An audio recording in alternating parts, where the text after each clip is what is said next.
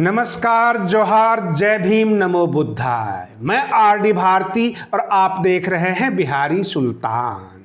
आज उत्तर प्रदेश के आजमगढ़ से एक खबर आई कि बाबा साहेब भीमराव अंबेडकर जी के मूर्ति को किसी एंटी सोशल एलिमेंट यानी असामाजिक तत्वों ने रात में गिरा दिया। काफी गामागामी हो गई। मैं इस खबर को बताने से पहले मैं आपसे बताना चाहता हूं कि सर्वोच्च न्यायालय ने कहा आरक्षण कब तक, और उनसे यह पूछा जाए कि कितना मिला अब तक। ये दोनों प्रश्न सामने हैं और मैं आपको बता दूं कि हाथरस कांड में जो पीड़िता पक्ष से गवाही देने जाते हैं उनको धमकाया जाता है, उनके ऊपर हमले होते हैं।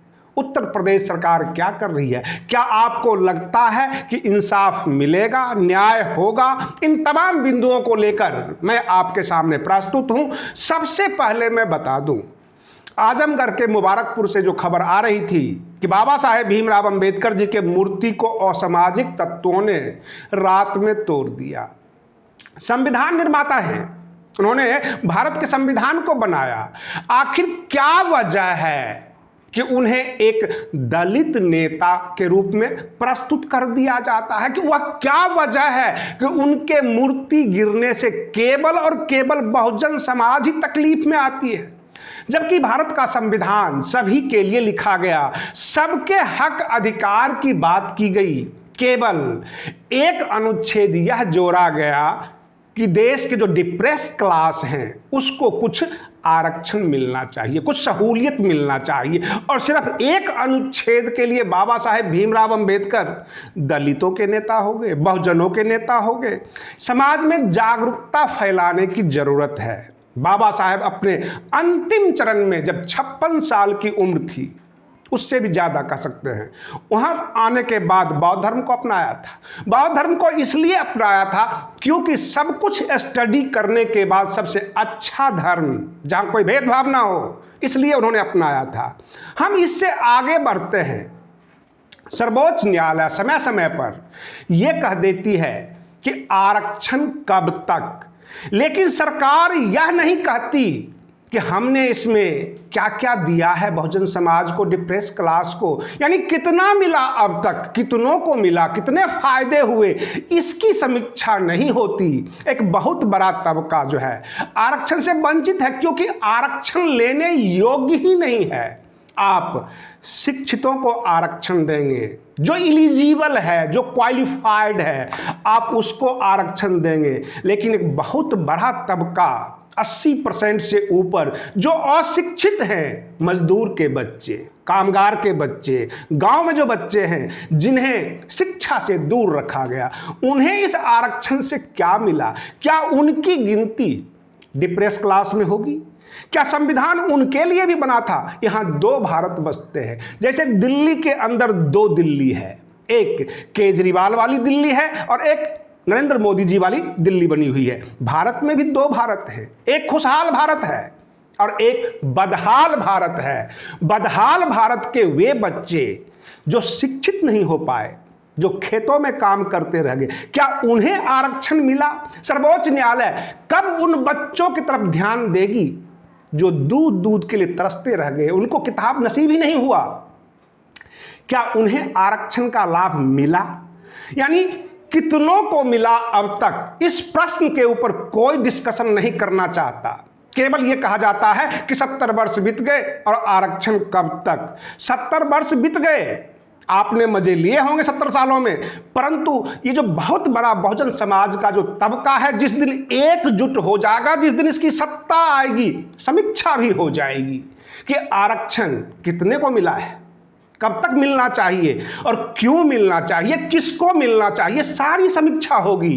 परंतु ये समाज हमेशा सत्ता से भी दूर रहा और शिक्षा से भी दूर रहा और इसलिए इन्हें आरक्षण की जरूरत है। अब प्रश्न यह उठता है, उत्तर प्रदेश में जो हाथरस कांड हुआ था उसके ऊपर खबर आई कि पीड़िता और उनके गवाहों को धमकाया जाता है।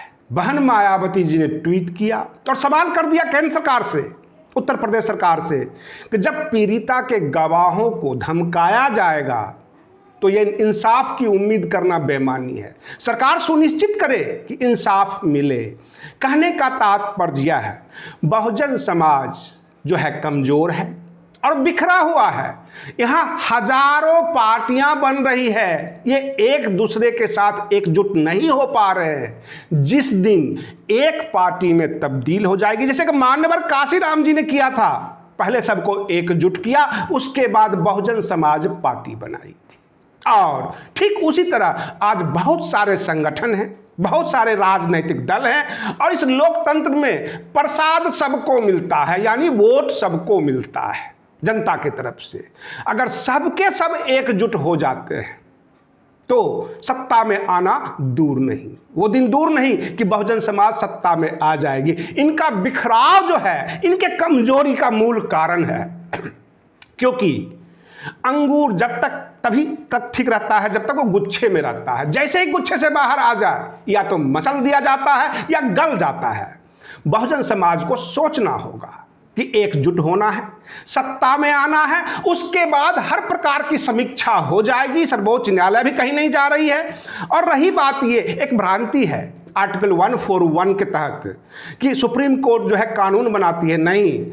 उसमें कहा गया है the law declared by the Supreme Court of India to be binding all court of India, यानी सुप्रीम कोर्ट लॉ डिक्लेयर करती है, लॉ को मेड नहीं करती, मेक नहीं करती, वो बनाती नहीं है, क्योंकि लॉ मेकर केवल पार्लियामेंट है। सर्वोच्च न्यायालय कानून नहीं बना सकती। और रही बात ये, बहुजन समाज में एक से बढ़कर एक धुरंधर है, एक से बढ़कर एक राजनीतिज्ञ है। सबको अपनी पर्सनल ईगो को छोड़कर एक जगह आ जाएं, सब समीक्षा हो जाएगी, सारी बातें हो जाएगी। कहने का तात्पर्य व्यक्तिगत लाभ को त्याग करना पड़ेगा, तभी जाके बहुजन समाज ऊपर आ सकता है। आप बने रहिए बिहारी सुल्तान चैनल पर। हम फिर मिलते हैं अगले वीडियो में, और आपका एक एक लाइक हमारे चैनल को हमें मजबूती प्रदान करता है। लगता है कि ये बहुजन समाज की आवाज़ है, और कितना लाइक मिला, कितने लोग पसंद किए। आपका एक एक लाइक जो है मनोबल बढ़ाता है, मेरे तथ्यों को मजबूत करता है। आप बने रहिए बिहारी सुल्तान चैनल पर। हम फिर मिलते हैं अगले वीडियो में, तब तक के लिए धन्यवाद।